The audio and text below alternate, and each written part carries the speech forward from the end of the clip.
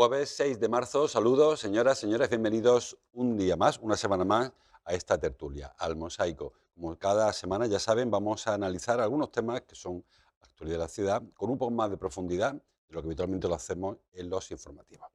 Hoy lo hacemos con dos tertulianos habituales en este programa. A mi izquierda, Juan Andrés de Gracia. Bienvenido, Juan. ¿Qué tal? Buenas tardes. Como saben, presidente del Consejo del Movimiento Ciudadano. Y a mi derecha, Rubén Márquez. Rubén, bienvenido también. Muy buenas, José Luis. Economista, como saben, de la empresa 3CS Estrategia Económica. Bueno, pues vamos, como le digo, a tocar algunos asuntos vinculados con la actualidad de la semana. Por ejemplo, pasado mañana es 8M, como saben, Día Internacional de la Mujer. Y bueno, vamos viendo cómo primero se prepara la manifestación del sábado, si el tiempo no lo impide, y también cómo se van anticipando algunos actos. Vamos a hablar por encima, vamos a analizar primero, lo que siempre hablamos cuando llega esta efeméride. Es triste que año tras año nos toque reivindicar la igualdad entre hombres y mujeres, y no sé si se avanza algo, y si se avanza no parece que sea demasiado efectivo, parece como que estamos adornando quizá un poco la igualdad, pero yendo al fondo, y luego hablaremos del paro al final del programa, de la brecha que hay entre hombres y mujeres en el paro, en el salario. Son gotitas, gotitas que no sé si eso nos sirve para cerrar esta brecha, no solamente en el trabajo, no solamente en el salario, sino en general en los derechos de hombres y mujeres, Rubén. Pues yo viendo cómo están ciertos sectores reaccionarios de la sociedad ante esta efeméride, yo creo que sí sirve. Los cambios no son nunca de la noche a la mañana en nuestras sociedades occidentales, son cambios que se producen a lo largo del tiempo. Cuando la gente plantea esto de qué estamos consiguiendo hoy, hay una anécdota que cuento. Cuando yo era niño, estoy hablando de hace 35 o 40 años, un marido en su casa maltratando a una mujer y la policía que decía que no iba a entrar allí porque eso es un tema de pareja, que es un tema de matrimonio, que eso se resolvía en el matrimonio. Eso hoy en día, por suerte, es impensable esa escena. Aunque hay un porcentaje de esta sociedad que parece que nos quiere meter en la tostadora del tiempo y llevarnos allí de vuelta, pero esas son realidades. ¿Qué sucede? Que estos elementos, estas actividades se hacen porque hay mucho camino y hay mucho por hacer, y luego aparte porque esto te ayuda a poner sobre la mesa, negro sobre blanco, problemas que siguen existiendo y que hay que afrontar de alguna forma. Sigue habiendo mujeres que mueren asesinadas por sus maridos, sigue habiendo techos de cristal tanto en la política como en la empresa, incluso, por ejemplo, en cuestiones que pasan desapercibidas, como es la investigación de fármacos o la investigación de medicina o la investigación de enfermedades, hay un seco de género. Hay medicamentos que se prueban, se testean y se piensan para hombres. Y un ejemplo de enfermedad que pongo que pasa desapercibida o de afección, los infartos de miocardio en mujeres, son muy desconocidos. Hay muchas mujeres que fallecen porque es una enfermedad que no está estudiada o que no está el sistema preparado para entender que es una enfermedad frecuente y que te puede ocurrir. Son ejemplos de por qué creo que está más que justificado que se siga celebrando el Día Internacional de la Mujer. ¿Dónde iba, Juan? Es que si miras la tabla reivindicativa del sábado, mira la de hace 20 años, difieren muy poco. Sí, pero es lógico porque se avanza poco a poco. Es que es complicado que los avances sean radicales. Hay avances legislativos que luego hay que aplicar y no siempre se desarrollan. No es el momento de este tipo de actos, pero se acaba de evolucionar el Pacto contra la Violencia de Género, se ha tenido que modernizar, actualizar. Y entonces las mismas reivindicaciones del acceso a la igualdad, que es lo que hay que defender esta situación, evidentemente necesita de actualizaciones y de modernizaciones a las nuevas situaciones, ¿no? Yo soy poco partidario, históricamente, de las manifestaciones por obligación. El 1 de mayo, el 8M, el 25... Yo soy un poco partidario en general porque me parecen que se repiten y empezamos a no verle sentido. Creo que hay que intentar crear dinámicas reivindicativas nuevas y novedosas, ¿no? Pero entiendo que ahora mismo, sin duda, el 8M coge poder y coge fuerza porque el movimiento feminista al que se debe tanto en su trabajo está siendo agredido como tal. Crecimiento últimamente, básicamente, uno de los pilares de crecimiento del pensamiento de extrema derecha es un pensamiento anti-igualdad. Anti-igualdad. Y entonces, lógicamente, es importante que volvamos a no perder de vista ese trabajo por la igualdad, donde los sectores jóvenes, sobre todo de mujeres, pues tienen que decir mucho, ¿no?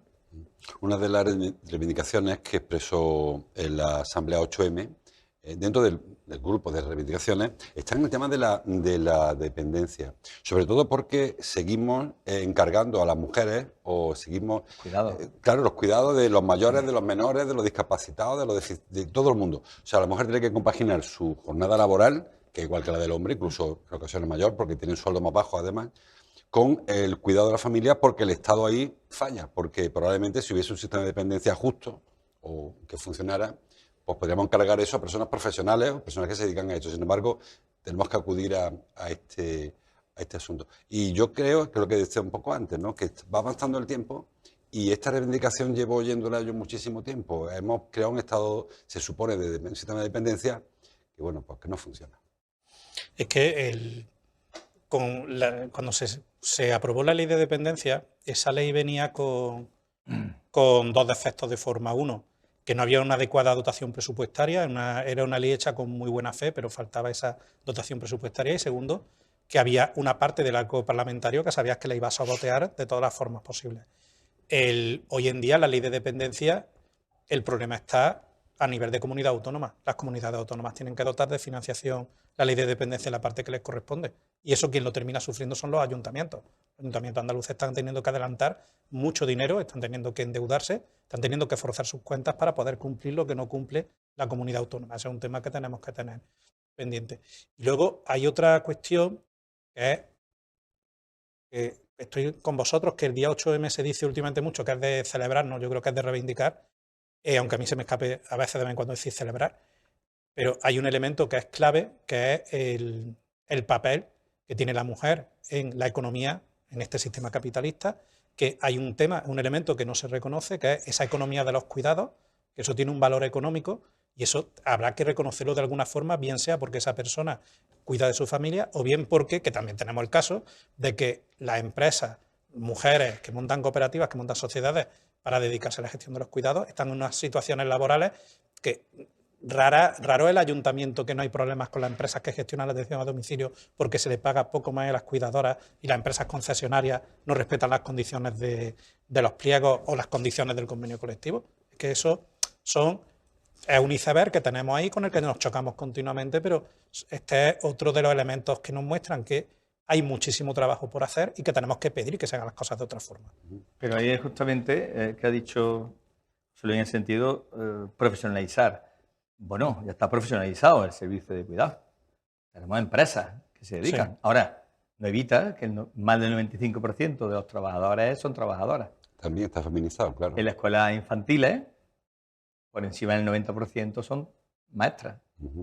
En enfermería, a pesar de la entrada de los hombres también en el trabajo de hace tiempo, pero el sector central, y alguien lo dice, leía el otro día que iba una médica con un MIR, y para la gente el médico era él, no ella, ¿no? Entonces ya tenemos una visión de determinados trabajos, de determinadas cuestiones, donde la mujer se ha entrado a nivel profesional, pero ha entrado a unidad profesional de cuidado. Por tanto, hay que seguir incentivando esos trabajos que se están haciendo ahora, ya no sea astronauta, ¿no? Como hay algunos anuncios por ahí, ¿no? Pero sí también, ¿no? O sea, hay que cambiar mucho todavía. Hay que cambiar mucho todavía, ¿no? Porque además esas mujeres son al final también en un altísimo porcentaje las que se cuidan de los niños, las que tienen familias monoparentales, las que tienen... Entonces, esto es una realidad que se quiere hoy obviar y no se puede obviar. Ya por último en este asunto, antes de cambiar de tema, la Asamblea 8M en Córdoba está compuesta por una veintena de colectivos. Ellos presumían en la presentación de la manifestación del sábado de que es una manifestación unitaria, en el sentido de que van estos 20 colectivos. Hay otros colectivos que no van. ¿Dónde voy con esto? Bueno, en principio hay un conflicto latente en el movimiento feminista en cuanto a la incorporación del movimiento trans, movimiento LGTBI+, fundamentalmente el trans sobre todo, que provoca alguna discrepancia entre... Bueno, hay quien entiende que la reivindicación trans perturba un poco la otra reivindicación, la de la mujer, y hay quien entiende que, bueno, que todas son, en este caso, comparten una serie de problemas. Yo no sé cómo veis vosotros este asunto. En Córdoba, en principio, van los colectivos trans, van los colectivos LGTBI, van los colectivos feministas, van sindicatos, en fin, prácticamente van todos los colectivos que se ocupan de este asunto. Yo la verdad es que en esto voy a reconocer mi limitación intelectual y personal para opinar sobre este tema, porque a mí me pilla mayor en todos los sentidos, ya me pilla, porque además yo lo que sí estoy viendo es que es un debate que se está produciendo entre gente más de mi generación y gente más joven que viene detrás, y yo eso lo respeto. Yo creo que todos los movimientos sociales, todos los movimientos ciudadanos, todos los movimientos políticos evolucionan y cambian. Así que yo aquí voy a guardar un respetuoso silencio, que sé que no suele pasar en la tele, y me quedo callado mejor. Yo, sin embargo, sí me pringo en este sentido porque lo tengo claro que por alguna razón, si el movimiento, que podemos decir, de organización del sector masculino, no se siente, sin embargo, al parecer afectado en sus peticiones y en sus reivindicaciones por la existencia de trans masculinos o de otro nivel, ¿no? Parece que ahí no hay ningún tipo de problema, ¿eh? Aquí la situación es un debate político, que no es solamente este tema, también está el tema de la prostitución, que es un tema también que divide el sector feminista por la mitad lo divide, que es considerado o no la prostitución como un trabajo que hay que reconocer o no. Hay 3 o 4 temas que hay que reconocer que, hombre, yo sí voy a darle siempre el apoyo al movimiento feminista en su trabajo histórico y todos los nuevos sectores, bienvenidos a la lucha, bienvenidos al trabajo, pero que no sea en demérito de todo el trabajo histórico del movimiento feminista, lógicamente. Ciertos los sectores, hay asuntos, y yo me paso un poco la hora, que debían ser más transversales. Siempre habla del ecologismo, debe ser transversal, el feminismo debería ser transversal, pero al final, viendo la composición de los grupos de la Asamblea 8M, estamos cegados a la izquierda, hasta el punto de que hay, por ejemplo, Vox se niega a firmar un manifiesto del 8M, o hemos visto ahora como la campaña de esta asociación de católicas de propagandistas, que hace una contracampaña en el 8M que la hace en otras reivindicaciones feministas. No sé por qué se ceja tanto este asunto, porque la derecha ha renunciado a pedirle igualdad entre hombres y mujeres, porque me parece que es un tema que si funciona... Luego hablas con muchas personas, muchos militantes, votantes del Partido Popular, están en la pelea, están en la lucha, y recordemos a Cecilia Villalobos y alguna otra que incluso se señaló especialmente. Pero luego, sin embargo, cuando llega la hora de salir a la calle, ves bandera del PK, ves bandera de Izquierda Unida, ves bandera del PSOE, y hay algunas que parecen menos. Pues es una buena pregunta que tendrían que responder ellos precisamente. Yo voy a ser un poquito malo, y es que creo que a lo mejor, como se habla de igualdad, no se sienten cómodos. Es que el concepto de igualdad es muy amplio. Y ponerle cotos a la igualdad, decir iguales pero hasta aquí, es que eso chirría mucho. Y yo creo que, hombre, con Vox no hay duda, porque es un partido enemigo de muchas cosas, es un partido enemigo de las mujeres, un partido enemigo de los inmigrantes, es un partido enemigo de los derechos de los trabajadores, ¿de acuerdo? Vamos, yo creo que tenemos que empezar a hablar claro. Es un partido amigo de Trump, amigo de Putin, así que eso es Vox realmente. Y el PP tiene que definirse, el PP tiene que decidir si es un partido de derecha europeo o es un partido conservador reaccionario. Yo es que estoy viendo que últimamente, a la velocidad que están pasando las cosas, los posicionamientos se están viendo cada vez más claros. Y yo insisto que es que hay una incomodidad con la palabra igualdad y lo que significa. Último apunte. La manifestación termina este año en Las Tendillas porque la Corredera hay una fiesta de carnaval. No le sentó muy bien a la Asamblea que hayan autorizado esa fiesta del carnaval en la Corredera, cuando lo tradicional es que el 8M acabe con una fiesta allí en la Plaza Grande. Han coincidido las fechas, también es tradicional que el carnaval histórico las broncas entre el sector sindical y el 1 de mayo, que montan las peñas. A veces las fechas no dan más de sí. Y los debates aquellos de por qué, como pasa esta semana, por qué el pasado el miércoles de ceniza sigue habiendo actividades de carnaval. Son debates históricos en esta ciudad y en todas. Sí. Y entrar en esos debates, sentir que es que han decidido alguien poner algo en la corredera para que no acabe la manifestación. Hombre, yo creo que sinceramente eso no se dedica al gobierno de la ciudad. Estoy convencido de que no se dedica a ese gobierno de la ciudad. Es más, el gobierno de la ciudad, no ahora, el 25N estuvo en la manifestación. Yo no creo que el Partido Popular de nuestra ciudad, en este sentido, sinceramente, tiene sus posicionamientos. Dudosos con el tema del aborto, dudosos con cuestiones... Pero no es un gobierno en ningún caso de extrema derecha ni de derecha extrema. El gobierno va bien tirando a centrista, y así está estas posiciones, como así está la memoria histórica, como así está. Ahora, que no tenga pasión por ellos, evidentemente no tiene pasión por ellos. no están en su línea de pensamiento ideológico histórica, ¿no? En cualquier caso, para que cada cual lleve lo suyo, la Asamblea agradeció a Mariana Aguilar, concejala, teniente de alcalde de Igualdad, pues su apoyo a la manifestación y su campaña. Es decir, una cosa que haya chocado con vía pública o con festejos. Y la Diputación también va a apoyar. O sea, Claro, o sea que tampoco ellos han criticado al ayuntamiento. Es que Ha sido además, cosa más una crítica estos casos, yo creo que las polémicas se dan mucho más a nivel superior que a Sí. nivel local. Yo Sí, creo que a sí. nivel local Se entiende todo mejor. es mucho más fluido, todos lo entendemos entiende mejor, mejor, por eso y es digo. mucho menos Nos dramático. encontramos todos en el bar de abajo y lo arreglamos todo. Si ahí. aquí nos conocemos todos. Hablando de bares, el segundo tema que tengo hoy sobre la mesa, mira que bien hilado, es el reglamento de calidad acústica que ha entrado hoy en vigor. Es una revisión del reglamento antiguo del año 2012, que lo que hace es pues, limitar de alguna manera las actividades o controlar las actividades que pueden ser molestas, en este caso para la convivencia, el descanso, pero actividades sonoras, es decir, ruido de fondo, ruido del tráfico, ruido de conciertos, etcétera, etcétera. No es una gran novedad, como digo, porque realmente ya existe una regulación hace muchos años sobre este tema. Aquí quizás lo más novedoso, y Juan Andrés sabe mucho más que yo de esto, es la inclusión de las terrazas de los con veladores como un elemento emisor de ruido, como un emisor acústico, que hasta ahora parecía que no sonaban, excepto para el que vive arriba, que sabe que sí que suenan, sobre todo de noche. Pero en general parece como que el ruido se camufla en el ruido de la ciudad, y ahora este reglamento sí que los contempla, un reglamento de la Junta de Andalucía, sí que los contempla como emisor acústico y les obliga a controlar su intensidad del ruido, la contaminación acústica. Incluso les obliga a tener sonómetros, tener limitadoras de sonido cuando la actividad pues, se demuestre que sí que provoca molestia y más allá, porque incluso el reglamento habla de insomnio, de cardiopatía, muchas cosas que provocan ruido. No sé si es suficiente esta legislación, esta regulación, si nos conformamos con esto o si ha sido un gran paso con respecto a lo que había antes.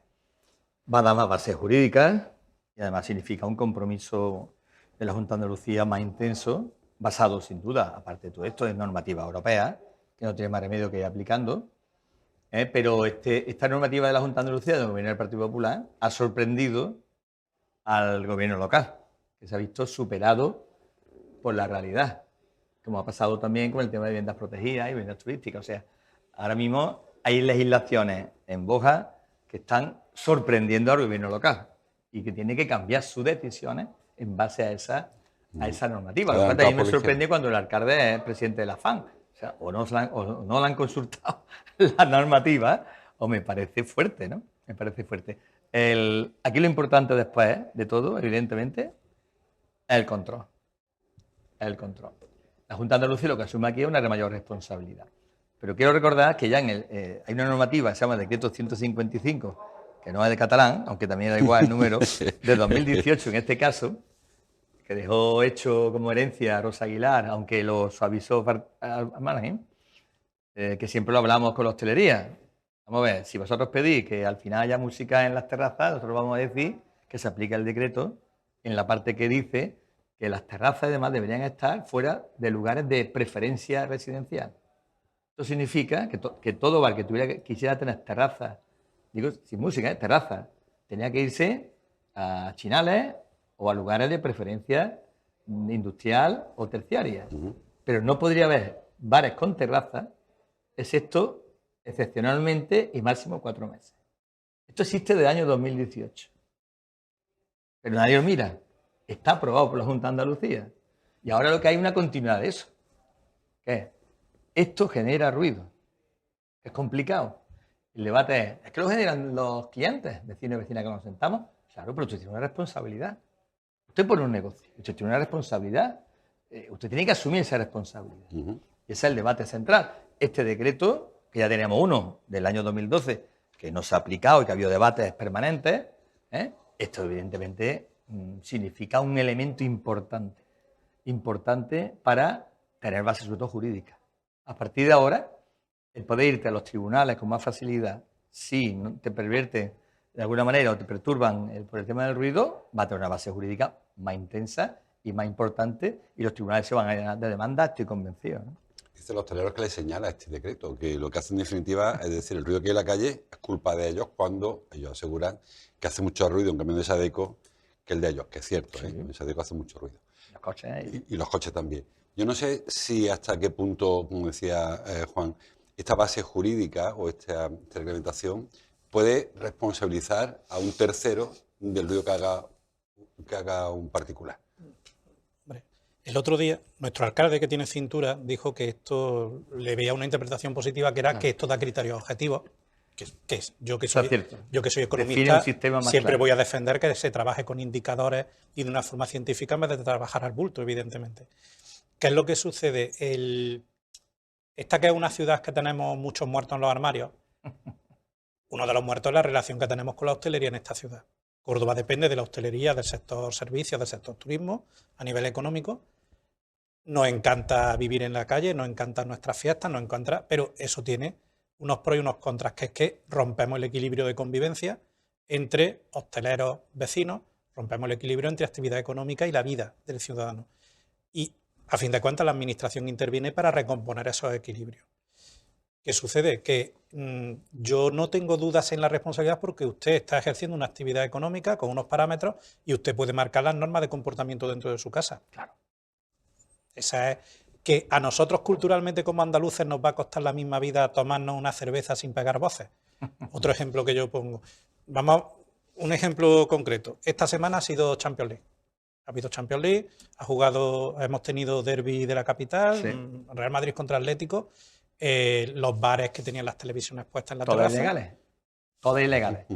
La normativa actual impide que se pueda hacer televisión al exterior.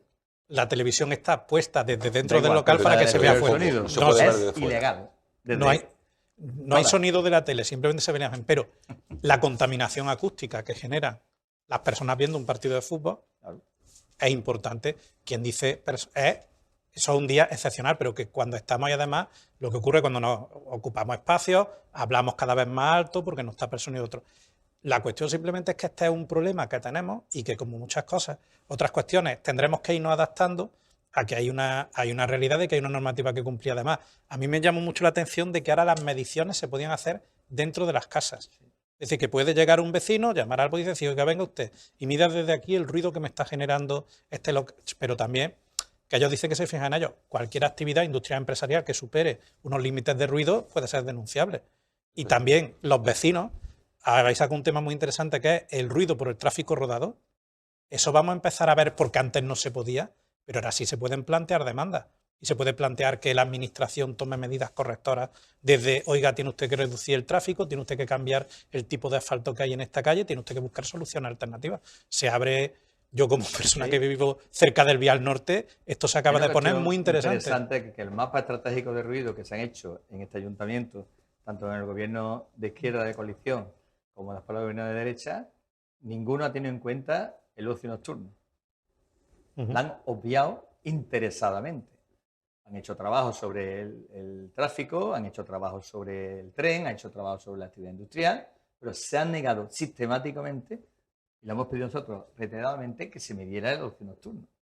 Había un interés en no entrar a ese juego. Y ahora, sin embargo, no van a tener más remedio. No van a tener más remedio. Pero voy a dar un dato más. Las normas que ahora mismo ha aprobado el Ayuntamiento de Córdoba para las cruces de mayo obligaría a todas las cruces a tener controladores limitadores según este nuevo decreto. Porque el decreto dice que por encima de 85 decibelios, por encima de 85 decibelios hay que poner controlador y limitador. ¿Te dice cómo? Pues la normativa de cruces que se acaba de aprobar y que en los próximos días vamos a tener, marca 90 decibelios y a la mitad, un tema matemáticamente que vosotros sabréis, 87 decibelios. O sea, incluso por la noche y cuando dice que va a bajar a la mitad el nivel de decibelios por la tarde y demás, está por encima de esta normativa. O sea, esto es una verdadera bomba para decir que esto hay que resolverlo. Lo que está haciendo el Ayuntamiento de Córdoba en los últimos tiempos es permanentemente eximir y excepcionar del cumplimiento de la normativa. Ahora va a tener más difícil porque eran normativas locales. Ahora son normativas ya que marca la Junta y el procedimiento. A partir de ahora esto va a estar más serio. Y las cruces es posible que van a tener que adaptarse. Porque hasta por la noche, esas 2 horas que se habló, más la siesta, está en 87 decibelios y este reglamento que entra en vigor, no como ha hecho el alcalde interesadamente dentro de un año. No. Dentro de un año entra la normativa para limitadores y controladores. Este decreto entra en 20 días. A partir de hoy que se ha publicado, en 20 días está en vigor. Por tanto, entra Semana Santa, entra todo el mayo, y esto va a ser yéndose a los tribunales, va a ser un tema muy, muy delicado. Sí. Pues hablaremos de otros temas delicados a la vuelta de publicidad. Vamos a hacer una mínima pausa, va a ser un minuto de publicidad. Luego vamos a hablar de la vivienda, de las medidas para promover vivienda pública, vivienda protegida. Y también vamos a hablar del mercado laboral, que hay un par de asuntos muy interesantes que creo que merece la pena que reflexionemos. Va a ser un minutito y volvemos.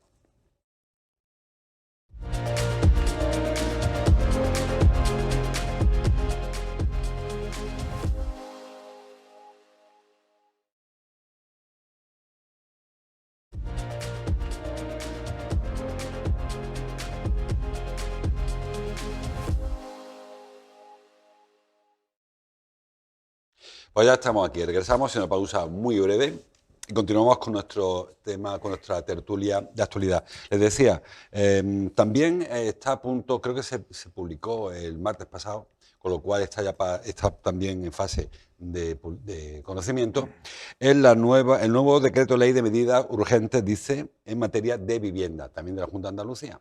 Este decreto viene a paliar un problema básicamente más que de vivienda, de suelo, porque lo que dice la Junta de Andalucía es que hay que crear una bolsa de suelo público en el que se vaya a desarrollar luego, promover la vivienda protegida, que es la que a su vez va a abaratar el precio de la vivienda, de los alquileres, etcétera, etcétera. Bueno, hay quien piensa, y seguro que lo tenemos en la mesa, que estas medidas no van a ser tan eficaces, tan efectivas como pretende la Junta de Andalucía. Y hay quien dice incluso que hay ya algunos ayuntamientos, Córdoba, por ejemplo, un ayuntamiento en este sentido, tiene mucha legislación avanzada, que no le hacía falta este decreto para tener ni vivienda protegida ni vivienda repartida, porque también este decreto habla de cómo se reparten, cómo se distribuye la VPO, los alquileres sociales, etcétera. El decreto en principio ha sido muy bien acogido por las empresas constructoras, porque parece que le va a dar opción a que hagan más negocios. Y bueno, ha habido disparidad según por donde andemos. Hay quien piensa que, como decía, es un decreto innecesario, porque esto se regula solo, y hay quien piensa que ha ido por camino totalmente contrario y que va a fomentar la especulación. Bueno, cualquiera de los dos, cualquiera que quiera empezar, Rubén, que analista. Ay, pues vamos a ver. Siempre es mejor hacer algo que no hacer nada, por decir lo positivo. Y luego lo segundo es que estamos con un decreto que se queda muy corto. En Andalucía las estimaciones son que de aquí a 2027 necesitaremos en torno a 40-50.000 hogares nuevos anuales, porque está cambiando la estructura de la población, de la estructura de las familias más pequeñas. Luego, aparte, tenemos que entender que parte del mantenimiento y el crecimiento de la población en España es por la incorporación de población inmigrante que viene a trabajar aquí y que necesitan montar sus hogares.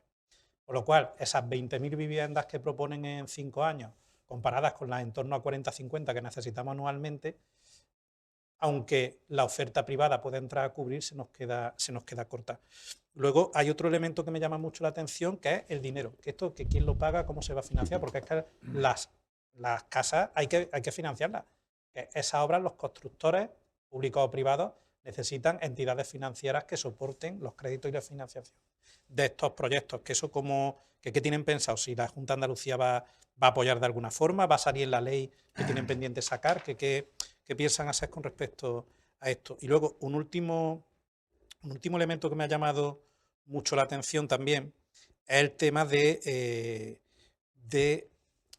yo creo que hay un tema que tenemos que preguntarnos, que es si tenemos un sector de la construcción a nivel nacional y a nivel andaluz, y esto lo digo porque he estado viendo últimamente estadísticas que me han llamado mucho la atención, que sea capaz de activarse y mejorar su productividad para el reto que se le viene encima. Es que tenemos que construir muchos miles de viviendas en España en un plazo de 5 años. Y tenemos que responder a preguntas como financiación, y tenemos que responder a preguntas como hacerlo en un tiempo más rápido de lo que se hace ahora manteniendo calidad. Y luego, con respecto a Córdoba, un dato concreto. En Córdoba creo que tenemos, me habéis comentado, si mal no recuerdo, en torno a 20.000 posibles viviendas de VPO en suelo por desarrollar. Suelo hay en muchas capitales de provincia, lo que hace falta es poner en ese suelo, lanzarlo y entender que eso se tarda un periodo de tiempo de entre 3 y 5 años en tener una vivienda habitable, entre licencias de urbanismo, construcción y demás. Y luego, para mí, perdonad si me he extendido un poquito, elementos muy importantes que se deja atrás este decreto urgente, no me habla nada ni del tema del alquiler ni de las zonas tensionadas de vivienda. Eso no existe en Andalucía, por lo visto. Y ya es un decreto que habla de urgencia cuando me está hablando de medidas a 5 años.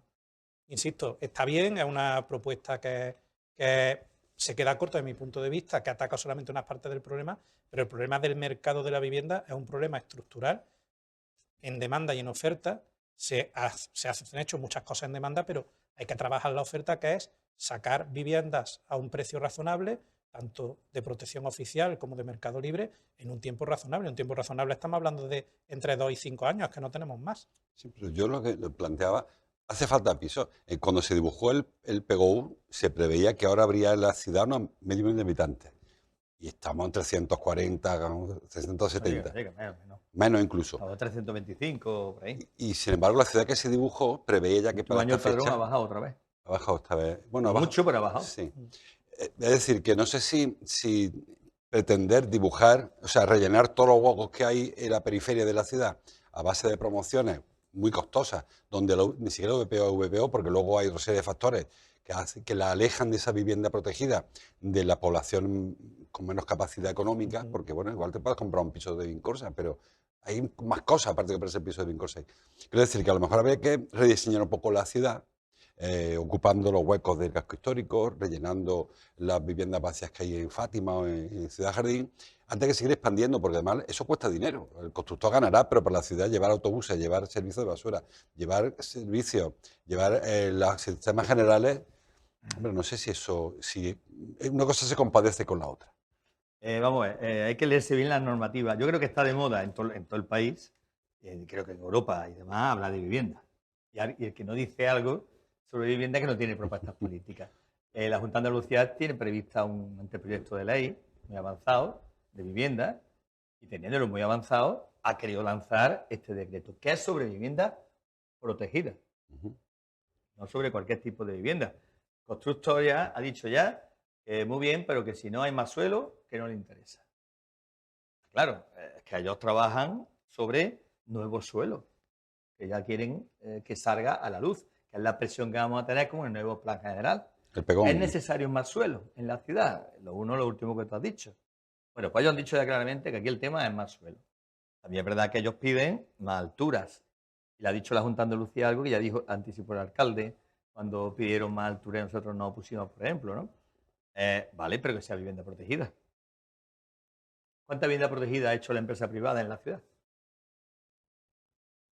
Excepto las promotoras benéficas de antiguas cajas y similares, nadie ha hecho vivienda protegida, ni de alquiler. Al sector privado no le interesa el alquiler y no le interesa la vivienda protegida. Por tanto, estamos hablando de soluciones que o lo público se pone a hacerlo, o sea, Vincorsa, o la empresa que tengamos a ese nivel, o benéficas tipo Pica, con Bisú o similares, o no hay manera de que esto salga. Al sector privado no le interesa.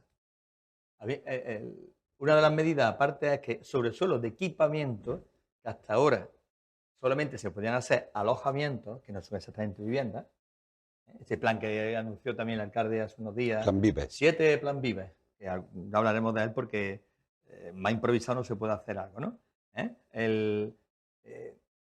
Ahora permite que sobre ese suelo se pueda hacer vivienda en alquiler, que no sean alojamientos, que sean bloques de vivienda provisionales, porque el suelo sigue siendo equipamiento. Entonces no puede ser definitivo. ¿Quién puede hacer, qué entidad va a hacer algo provisional ahí? Lo público. Lo público. ¿Quién va a ser suelo de alquiler que no encuentra el retorno a la inversión en tantísimo tiempo, ¿no? Tanto esto es una medida que a lo mejor tiene más sentido en Sevilla o en Málaga o en Almería, que no lo sé, que la medida andaluza. Pero que en nuestra ciudad realmente lo que ha venido, como he dicho antes, es a sorprender al gobierno local. Porque ha tenido que improvisar el plan Vives, por un lado, ahora mismo lo tiene parado pendiente de esta normativa, ahora verá qué se puede hacer y si hay alguna entidad privada que tenga interés. Pero lo que ha hecho Constructor es que lo que quiere es el suelo. Y el suelo saldrá del nuevo pego, en todo caso. Además, hay un tema que tenemos que entender. Cuando se hace un plan general de ordenación urbana, son documentos que tenemos que empezar a entender, que los planes generales de ordenación urbana son más flexibles en su concepción, desarrollo y revisión, o vamos a tener un problema. Porque los planes generales de hace 20 años no contemplan un elemento que es que el tamaño de la unidad familiar se está reduciendo. A principios de siglo en España, el tamaño medio de una familia eran 2,8 personas, 2,9. Ahora estamos en 2,4 y la media de la Unión Europea es 2,2, casi a donde vamos a terminar extendiendo en 5 o 10 años. Esa es la realidad que tienes cuando estás creando un mercado de vivienda. Y luego hay otro tema que tienen que entender nuestros gestores políticos, que el mercado de la vivienda es un mercado muy específico. El mercado de la vivienda no funciona como funcionan otros mercados, porque hay restricciones para la adquisición de suelo, hay barreras de entrada, hay unos productos, no hay productos sustitutivos, porque el sustitutivo de vivir en una casa no es irte debajo de un puente a vivir, eso es así de fácil de entender, y que yo sé que eso da mucha alergia, pero de lo que está hablando Juan Andrés y de lo que se está hablando es de que en algún momento se va a tener que intervenir en el mercado de la vivienda de alguna forma. Hasta ahora la intervención que se ha hecho siempre en España es vamos a intentar sacar el suelo lo más barato posible. Tuvimos una burbuja maravillosa en 2008 y hasta aquí. Hasta ahora no hemos tenido tensión en el mercado de la vivienda en España porque hemos tirado de absorber el stock de viviendas que se quedó hecho entre 2008, 2009 y demás. Ya hemos agotado ese stock y luego aparte que hay otra realidad, que las personas no van a querer vivir necesariamente donde haya vivienda sin vivienda disponible. Las personas quieren vivir en zonas de concentración porque además nuestro sistema económico tiende a eso, a que nos tenemos que concentrar en grandes núcleos de población para generar economías de escala. Oiga usted, área metropolitana de Sevilla, área metropolitana de Málaga, área metropolitana de Granada. Esos son los sitios donde hay que empezar a construir viviendas a martillazos, literalmente. Además, hay un factor que yo no sé si aquí hemos analizado, es que hemos intentado abaratar el precio del piso a base de construir muchos pisos, como si por tener muchos pisos se abaratara el que había ya antes. En el 2008 vimos que no era así, al contrario, porque entró el inversor en el ladrillo y fue encareciendo y cuanto más pisos había, más costaba. Es que además tú tienes ahora otras fuerzas que te tensionan el mercado por la parte de la demanda, que es que tú tienes fondos de inversión que han visto que se les saca una rentabilidad muy buena al alquiler, y luego tienes todo lo que es el tema del sector turístico, alojamientos turísticos, que también te trae oferta. Es que tú tienes que sacar una vivienda que esté cautiva fuera de estas tensiones de mercado para que las personas puedan vivir y puedan habitar en ellas. Eso, ahí en ese decreto, una de las cuestiones más interesantes que ha habido es que también habla de la vivienda turística. Y como he dicho, ha adelantado al propio ayuntamiento que ha tenido que cambiar los planes. Ya, sí. Ya no hay que esperar a hacer una ordenanza municipal que iba a tirarse 7 o 8 meses de desarrollo, sino que permite, desde el momento en que tenga un informe, que ya lo tenemos, justificado del exceso de viviendas turísticas, se puede limitar desde el momento en que tengamos un instrumento urbanístico, que va a ser el PEGón, que puede dar 3 años de paralización. De moratoria. Pero a partir de ya, el alcalde le dijo que sería en junio. Bueno, cuando presenten el PEGón. Ahora, cuando esta semana que viene creo que hay consejo de la gerencia y ahí se aprobará la moratoria. Se va a intentar. Se va a intentar. Tiene que ir, no puede ser solo la moratoria, tiene que ir la aprobación de la formulación ya que tuvimos aprobado del inicio de la modificación. En cuanto se haga ese inicio de formulación, esta norma permite paralizar justificadamente, no arbitrariamente, pero es un informe ya que por lo menos en 2 zonas lo permite, aunque nosotros y otra gente vamos a pedir que hay otras zonas que debería estar, hacerlo durante 3 años. Sí, porque el problema que ahora hay de que se prohíba o se congele la concesión de licencia en el distrito centro y distrito sur, es que ahora puede haber un desplazamiento a otro distrito. Es decir, si yo no puedo alquilar mi piso en la Avenida América, sí lo puedo alquilar Doña Berenguela. Está pero ya no es lo mismo, porque ya hemos conseguido, que aquí está ya reconocido, un debate que ha durado unos años, que ya se considera que esto es una actividad económica en la vivienda turística. ¿No? Por tanto, tiene regulación de negocio. Como un local comercial. Y a partir de ese momento tiene que tener suministros propios y entrada propia. Y ya no vale, ya no puede ser un tercero, ya no puede ser un segundo, ya no puede ser un primero. Ya tiene que ser necesariamente un bajo o un edificio exclusivo, en todo caso. Puede haber. En nuestra ciudad no existe todavía edificio exclusivo de viviendas turísticas, pero en otras ciudades sí lo existe, ¿no? Aquí no hay porque no había necesidad, pero ahora a partir de ahora los primeros, los segundos, los terceros no. Por tanto, viene estupendamente esta normativa porque solamente van a poder utilizar en todo caso los bajos. Y siempre que tengan entrada propia y suministros propios, no del bloque. Y aparte, si pertenece a la comunidad de propietarios, podrá haber negativa a la comunidad de propietarios que exista. O sea, esto se ha pegado un paro. Por eso había un acelerón ahora de presentar solicitudes a ver si se quedan ahí con el derecho de que yo estaba antes, ¿no? Decía el alcalde Pero el un otro parón día, sí hay, real, ¿eh? dice el alcalde que solo el 7% de las solicitudes cumplen con esos requisitos de los que estamos Claro. hablando. Y todo el mundo empezó a entregar papeles, a ver si cuela, a ver si me dan mi licencia antes de que llegue la moratoria. Y el ayuntamiento ha estado devolviendo, la Junta de Andalucía en este caso, devolviéndola porque no tenían o bien acceso, o bien la luz se tomaba desde el bloque, Eso es. o bien el agua se tomaba desde el bloque, Eso es. con contador independiente, como cualquier vecino, pero desde el bloque. Entonces, este efecto llamada, que bueno, se temía mucho, Que ha al final, habido. lo ha habido, Ha habido, aunque ha habido. los efectos son menores de los que hay, a consecuencia de, como decía Juan Andrés, de que la Junta de Andalucía considera Ya. ya ahora esa ahora lo ratifica con una norma, ¿eh? Ujú. O sea, que es importante, ¿no? Otra cosa que ha ratificado la Junta es que hay un problema con la vivienda de uso turístico, porque hasta ahora el no regularla o el darle muchas vueltas y patada adelante o patada hacia los ayuntamientos, como estaba ocurriendo ahora, era no reconocer que había un problema. Ahora ellos intentan que sea un poco complementario con el otro asunto, el de medida urgente de la protección y la protegida, pero al final se reconoce que hay algunos barrios de Andalucía donde no queda un solo vecino. No sé si con esto lo vamos a arreglar porque esto no es retroactivo. Las licencias que estén concedidas ya no se van a revocar en principio. ¿O sí? Bueno, depende cómo sea la licencia. Si no cumple, no cumple. Y ya si van a dar marcha atrás, o se atienen a que hay una actividad económica y van en esas condiciones, o no va a poder tenerla. Aquí lo importante, en las relaciones que hemos tenido nosotros en el sentido, es que la Junta de Andalucía ha tenido que esperar a que sea el sector turístico el que pida que se paren las viviendas turísticas.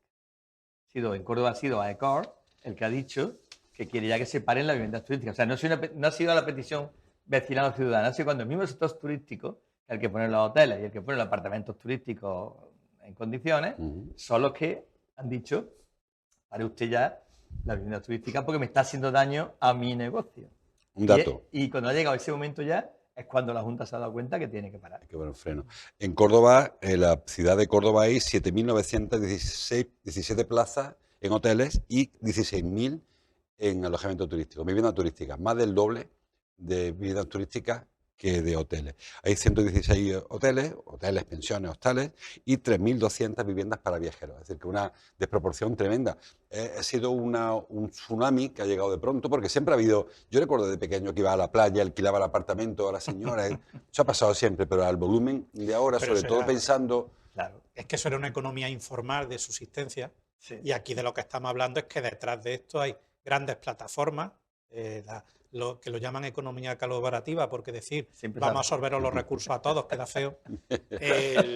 Tú tienes plataformas, tú te metes en ciertas plataformas y tú ves que hay un propietario en una ciudad que se llama Mengano, que resulta que ese Mengano te está poniendo a la venta 20 apartamentos turísticos, 20 alojamientos. No, mire usted no es un particular, usted es una empresa que debería tener un CIF y que debería pagar sus impuestos. Que esa es la realidad que tenemos detrás de este fenómeno. El PSOE pedía también, por acabar con este asunto, que se presionara más fiscalmente este tipo de negocios, como decía Rubén, que pagaran más IBI o que pagaran más impuestos de construcción en el caso de que haya que hacer una reforma, o que se le suba la tasa del agua, se le aplique la tasa que se le aplica a un negocio que no suele ser el doméstico. El doméstico tiene una tarifa y el establecimiento comercial tiene otra. No sé si eso, de alguna manera, ya es competencia municipal y si veis vosotros voluntad en el gobierno municipal de endurecer las medidas para esta... Bueno, en uno de los plenos últimos que yo tuve ocasión de intervenir, tuve que decir que era una contradicción decir que se iba a parar las viviendas turísticas, que en más de 2.000 están en el casco, y al mismo tiempo las ordenanzas fiscales que se han acabado de aprobar hacen rebajas fiscales a esas actividades en el casco. Una plena contradicción. O sea, toda actividad de vivienda turística, además, aunque fuera legal o no legal, pero vamos, básicamente las legales, iba a tener rebajas fiscales según las nuevas ordenanzas. Por tanto, no tiene mucho sentido. O sea, la coherencia a ese nivel no tiene mucho sentido. Ya, por último asunto de este capítulo. La Junta de Andalucía venía presumiendo ayer de una fórmula público-privada que ha descubierto, que ha inventado o que ha sacado a la luz, que es que yo les cedo una parcela a una constructora para que hagan ellos los bloques y me den a mí una vivienda que yo pueda que yo pueda gestionar. Preguntaba antes Rubén que quién va a pagar esto. Yo no sé si esa fórmula no tiene cierto peligro, ¿no? El de la colaboración hasta ese extremo. Yo es que, como la colaboración público-privada ahora es un mantra que usamos para tapar cualquier cosa, yo que me pongan a mí por escrito el contrato, obligaciones legales y demás, y luego analizamos. Porque todas las ideas son maravillosas cuando las formulas. Pero yo, administración pública, más empresa constructora, más edificación, a mí eso en España me suele mosquear. Un ladrillazo eso. Hoy a jueves me lo quiero tomar con calma. Que lo piensen bien antes de hacerlo porque el cementerio está lleno de gente con buenas intenciones y el juzgado también. Bueno, vamos al último capítulo de este programa, que es el mercado laboral. El martes, creo que fue, apareció el balance mensual del paro, del desempleo, el informe mensual del parado inscrito en el SAE, en el INEM, como quieran llamarle, y nos dio unas pequeñas sorpresitas porque en febrero, que suele ser un mal mes en general para el mercado que depende del sector servicios, pues no lo fue así. Esta estamos viendo una gráfica que elabora la empresa de Rubén, en la que vemos cómo la tendencia en general es muy positiva. En el paro, con la excepción esa joroba que ven, es la pandemia. Sí. Por eso hay esa joroba grande. El resto, el paro hace mucho tiempo que va siempre para abajo. Los dientes de sierra, pues son los dientes de sierra que siempre estamos hablando. Si en vez de ser una economía independiente de la agricultura y el sector servicios fuera de industria, sería un tobogancito, porque varía poco de un mes para mes.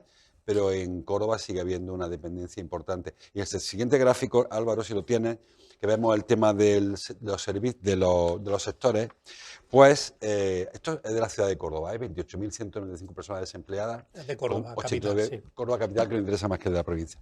El siguiente gráfico hablamos de dónde está el paro y vemos, si Álvaro lo encuentra, que el sector servicios tiene actualmente, ahí lo tenemos, 19.000 parados, a pesar de que es el que tiene mayor dinamismo, y que el sector agrícola tiene 1.200, la construcción 1.800 y la industria 2.100. Hablamos antes de empezar con el programa de que la fotografía esta actual del mercado laboral cordobés se parece mucho al de hace una década.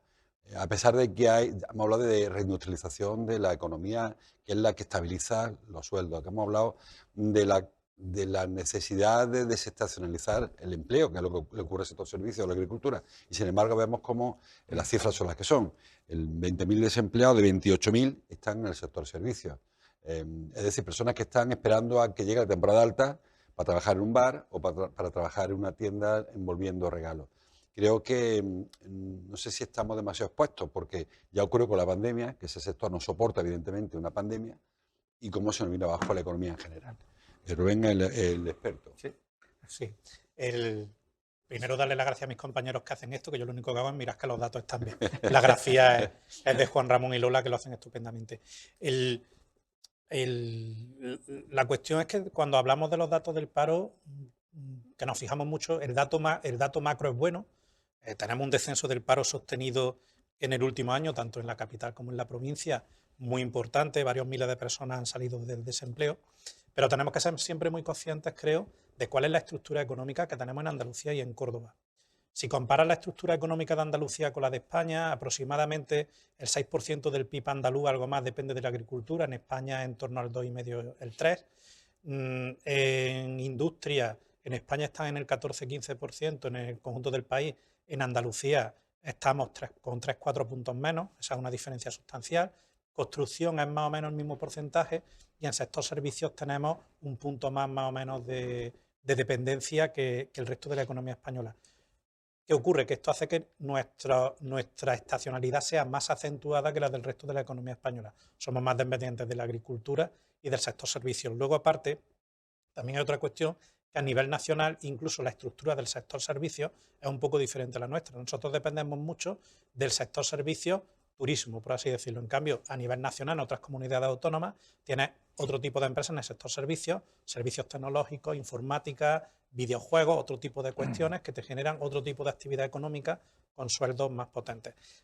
¿Qué quiero decir con esto? Que en Andalucía nos va bien cuando la economía española nos va bien porque somos muy similares en cuanto a las grandes cifras, esas dos diferencias que os he comentado. Y yo lo que echo de menos, volviendo a otro tema que hemos estado hablando hoy, que es la autocomplacencia que tienen todos los políticos cuando están gobernando, y más como ahora, que tienen unos datos de paro que son para sacar pecho y decir, oye, está la cosa muy bien. Yo lo que les planteo es un poquito de autocrítica que no hacen daño, que es cómo vamos a conseguir potenciar otros subsectores económicos que te generan muy buenas condiciones de trabajo, que te permiten emplear a personas de alta formación, de alta capacitación que estás preparando en el sistema educativo andaluz, que se queden aquí. Y además, otro tema que aprovecho para enganchar, cómo conseguimos desarrollar un tejido urbano en Andalucía y cómo conseguimos desarrollar el tejido urbano cordobés para evitar problemas de despoblación que estamos teniendo. Fijaros qué curioso que Córdoba es una capital de provincia que se está despoblando. Córdoba va perdiendo población todos los años, poco a poco. Cuando tú analizas quién emigra de Córdoba es gente de entre 18 y 35 años. Todavía no hay estadística o no encontrado una estadística que me diga exactamente cuál es la titulación, pero por la edad ya te va oliendo quién se te va de la ciudad. Y esa es un poco la realidad de nuestro mercado de trabajo. Y otro dato que se ve es la dualidad de la situación de la mujer, y enganchamos con el primer tema que hemos estado hablando hoy, la diferencia de la tasa de desempleo, del número de personas que están registradas en el paro, si eres hombre o si eres mujer en la provincia de Córdoba. Estamos hablando de una, tanto en la capital como en la provincia, estamos hablando de una cantidad realmente importante. Y que ese es otro de los motivos de por qué hay que salir a reivindicar el 8 de marzo a la calle. Pues cuando miras las cifras del paro lo tienes delante. Se deduce muy poco la brecha. Ahí vemos la diferencia entre hombres y mujeres, como efectivamente cada año hay más mujeres que hombres que se van incorporando al mercado laboral, pero proporcionalmente sigue habiendo una diferencia tremenda. Decía yo antes que es probable que algún factor externo, endógeno, o sea, exógeno, nos vaya a menear un poco el cotarro, porque nosotros de por sí estamos muy cómodos, parece el empresario con su restaurante, con su hotel, el agricultor con su campo, sembrando productos que no siempre son los más sociales, los que dan más mano de obra. Yo cuando era pequeño recuerdo que había girasol, había remolacha, que eso es muy social, son cultivos que requieren mucha mano de obra. Ahora cogemos aceitunas, que eso un tío con una maquinilla los recoge todo, muchas aceitunas. Y a lo mejor, no sé, por ejemplo, No el hay tema... gente para recogerla, ¿eh? No hay gente para recoger. Las Bueno, aceitunas se han quejado hace si le unos días. pagaran bien, quizá habría... Por eso digo, Claro, al o sea, parecer eso no hay es gente para cuestión- recogerla. Porque en el campo cobra más probablemente un jornalero La oferta y sin la ir que demanda, yendo. el mercado es así, amigo. Claro, el mercado, como decía mi amigo Rodrigo. No sé si el tema de la industrialización, y a lo mejor esto es una pirueta, este episodio que estamos viviendo ahora con el rearmamento de la Unión Europea, a través de que una vez que Trump nos ha amenazado todo con que se lleva el escudo, puede beneficiarnos a Córdoba. Tenemos un elemento que no ha caído del cielo, por mucho que quieran presumir los políticos, nos tocó, eso ha tocado ahí, y que en principio no, se supone que no iba a generar lo que ahora parece que podría generar, porque decía ya García de la Hija, el teniente general, que por cierto está en la reserva ahora y es asesor de Indra, sabes que Indra se dedica a estas cosas, es que Tiene grandes probablemente... beneficios, Indra. Sí, sí. En la parte de Indra que se dedica a la defensa, ¿eh? Hay otra Indra que se dedica a otras cosas. Decía este hombre, este teniente general, que es muy probable que a partir de ahora, de que hay un replanteamiento estratégico de la defensa en Europa, Córdoba recibiera fuera mejor vista para algunas empresas para venir aquí, no sé si construir tanques o construir bombas o qué Aquí vamos. o en Jaén. Bueno, en Jaén hay otra cosa, de helicópteros, ¿no? Por eso, no es que Jaén, como hubo que compensarla para que se callaran, pues había que darle también algo Una cosa de que drones. tiene lo que ver digo. con lo mismo, con también lo militar. No sé yo si ahora se abre un campo distinto, que no es el campo más bonito, sinceramente, el que tenga mejor marketing social, el de construir tanques, construir, no sé, misiles, pero bueno, no deja de ser empleo en la industria. Lo que pasa es que ahí las decisiones las van a tomar las grandes empresas armamentísticas europeas. Nosotros lo único que podemos hacer es ofrecer suelo, Barato. no, pero no solo suelo, ofrecer un buen sistema sanitario, un buen sistema educativo y que tenemos Sol y que es un lugar precioso para vivir, Córdoba. Esas decisiones son decisiones estratégicas que se toman a nivel europeo y luego ahí habrá un conglomerado político armamentístico que tomará las grandes decisiones porque la gran industria armamentística europea ha estado tradicionalmente en Alemania, Francia y Gran Bretaña, que son los primos que se fueron, que ahora se están pensando si se vuelven o no a la Unión Europea, que yo creo que van a usar el tema este como un primer puente para volverse a la Unión Europea y que parezca un accidente. Pero es que estamos en un entorno de tal incertidumbre ahora mismo, José Luis, que el decir esto la Unión Europea acaba de anunciar cuánto dinero quiere movilizar, a través de qué vehículo y demás. También, si algo nos demostró la Unión Europea, y fue a raíz de la pandemia, es que cuando quiere acelerar, acelera. Yo creo que en este tema, además, ha habido una pista que a mí me ha dicho, esto va totalmente en serio, que es cuando el gobierno alemán entrante han votado para saltarse el límite constitucional que tienen al gasto público y dicen que todo lo que sea Del de déficit. defensa, que eso no cuenta para déficit, que mire el Tribunal Constitucional para otro lado, que hay que rearmarse. Por lo cual entramos en un entorno, pues, como siempre, si Córdoba sabe jugar cartas y entender cómo funciona una economía globalizada, que es que tú compites contra otras ciudades que tienen atractivos, que tienen elementos, y tú eres capaz de montar un buen proyecto, y aquí no puede jugar solo Córdoba, aquí tiene que jugar la comunidad autónoma y tiene que jugar el país en conjunto. Es decir, oiga, determinadas actividades económicas, en este caso, fabricación de ciertos ornamentos, se pueden colocar en España por una serie de cuestiones, porque tienes tecnología, porque tienes ingenieros preparados, porque tienes recursos naturales, etcétera. Por eso te digo, pero... Yo creo que no debemos despistar las estrategias últimas, que en algún caso creo que eran correctas. Estos datos han sido así a pesar de la subida del salario mínimo interprofesional, ¿no? Ese que iba a hundir la economía. Y la reforma del mercado de trabajo, que también iba a hundir la economía. ¿no? O sea, que ahora que en vez de 700 euros pues está a 1.100, parece que la economía sigue generando empleo y sigue generando actividad, y que a lo mejor tener dinero en el bolsillo es bueno porque genera economía, ¿no? Porque ahora mismo otra vez parece que la agricultura vaya al desastre, como vuelva a subir el salario mínimo. Ahora entramos al debate de si se cambia a la jornada para otro desastre para la economía. Y la economía al final es más flexible de lo que parece. En mi opinión, más flexible de lo que parece. Creo que nosotros tenemos que seguir con el trabajo que se había empezado y que urbanísticamente debería estar apoyado, que es el tema logístico. Que sea logístico militar ha sido parte de ese tema, pero no vamos a hacer, como ha dicho muy bien Rubén, no vamos a hacer ahora a partir de ahora un foro de armamento, no es eso. Ahora, logístico sí tenemos que seguir siendo. Nosotros tendríamos que seguir presionando, en mi opinión, en todos los temas de los corredores, que los van ganando, el corredor mediterráneo va ganando por mayoría ahora mismo quizá el corredor central. Tenemos que seguir hablando de Zaragoza como un pilar importante y de Algeciras para unirnos y de Portugal, y tenemos que seguir teniendo una estrategia clara y no cambiarla.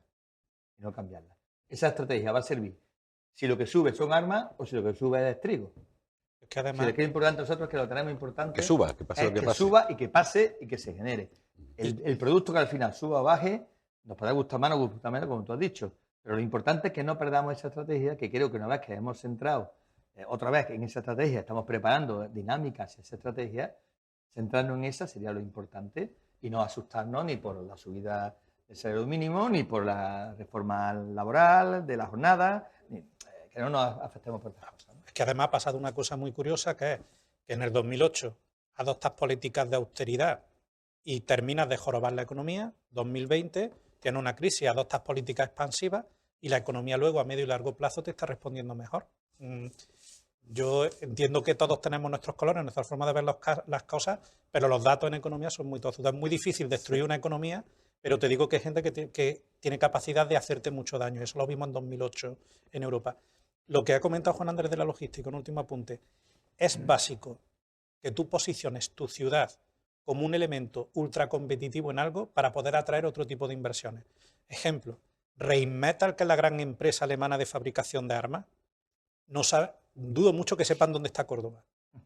Otra cosa es que si Córdoba tenemos un nodo logístico por el que pasa trigo, por el que pasa alimentos, por el que pasan los Leopard que se arreglan en no sé qué sitio, pues claro, para arriba, y demás, eso sí se conoce y dicen, oye, esto es una ciudad eficiente donde se hace bien el trabajo, donde a las empresas les va razonablemente bien. Si tenemos que hacer una inversión en el sur de Europa o en otro país para deslocalizar, vamos a irnos para allá. Porque otro tema muy importante, cómo Córdoba se va a conectar al hidrógeno verde, energías baratas, todo eso son temas en los que tenemos que ser punteros. Y la logística es que la base, es una de las bases de nuestro sistema capitalista hoy en día. El turbocapitalismo que vivimos, si la logística no te funciona, tú no estás en el mundo. Hoy ha respondido, ayer fue quizá el Ministerio de Fomento, como se llama ahora, que retoma el proyecto de la variante oeste, que también tan importante es para logística, para Sin sacar los duda. camiones de Sin Córdoba, duda, para que ahora... nosotros es muy El importante. Ministerio de Óscar Puente, dices, ¿no? Es que no sé cómo se llama. Eso en 15 Sí, días sí, está sí, hecho. sí. Eso en 15 días está hecho. Está hecho. Bueno, lo que ha dicho es que van a redactar el proyecto. Sí, porque otra vez, como ha pasado el tiempo, hay que actualizarlo y se No tira sé otra vez 2 años ni el actualizando. impacto y Pero tal, que- pero bueno, habrá que empezar. pero a que- ver si hay suerte esta vez ya. Pero entonces. ese cierre, tú no puedes vender que eres una ciudad logística y no tener cerrada las variantes que no puedes Yo me vender. acosté con el alcalde, después del último momento vino Óscar Puente con la consejera y fue después, los la técnicos Loma. fueron a Madrid o no sé qué. Yo le dije que me parecía que era otra vez vender humo. El alcalde me dijo que no. Dijo, no, esta vez va en serio, Juan. Pues yo creo que en principio era humo, a veces es verdad y Sí. me he equivocado y Óscar Puente se Ha pone las habido pilas una pregunta del y hace PP, la variante ya. una pregunta del PP al Ministerio y ha respondido que sí que está, que ya nos Quiero vamos verlo, a poner. quiero Ya verlo, quiero que verlo. Estamos ya ahí por eso. Quiero verlo. Gracias, Rubén, por tu visita. A ti siempre. Gracias, Juan Andrés. Y gracias a A ustedes vosotros. por estar ahí. Como cada jueves, le esperamos la semana que viene. Creo que tenemos un par de semanas antes de la Semana Santa, que habrá un parodillo. Tenemos todavía un par de semanas en las que podamos hablar y debatir y analizar los temas de Asturias y Córdoba. Gracias por estar ahí.